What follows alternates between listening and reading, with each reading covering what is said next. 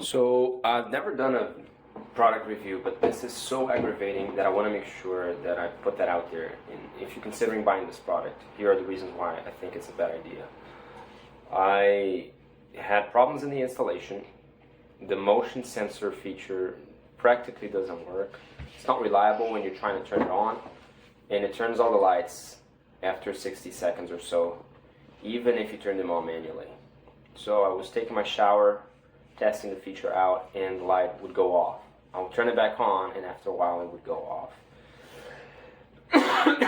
which is very inconvenient, and it basically makes it useless. I'm not going to use it ever because of that.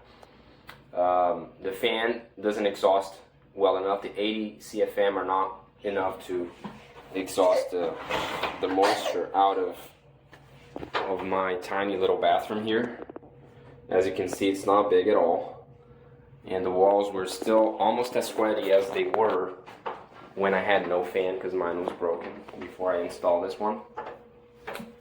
And if it wasn't for that, I would not replace it, probably, just because of the headache that it was to install this. And that really is what makes it so frustrating, because now I'm going to have to deinstall this up there on the attic again with the dust and the yuck out in the attic. And you know, the light is bright, the night light feature is pretty cool.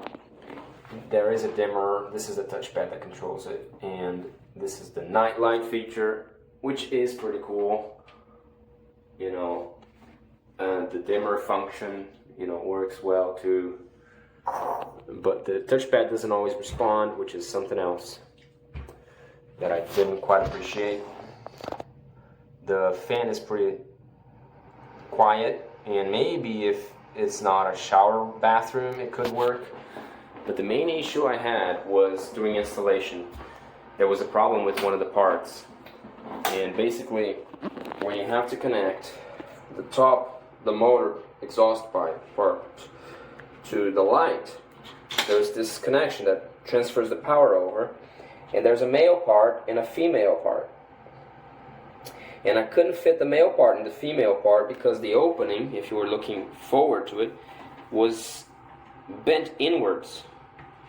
So the mouth of the female part was closed off, and it couldn't receive the male part on it. Now, I couldn't give up on that because I had to install it. And so I had to work around it. Most people wouldn't be able to do it. They wouldn't know how to or have the tools for it. But I carved the male part to make it thinner, like the tip of a spear. And I carved the mouth of the female part to make it wider. And eventually I was able to make them come in. But it's just a major flaw in the manufacturing and the quality control of it. So that was very frustrating. The fact that the 80 CFM are not enough to, you know, suck out the moisture as it's coming from the shower,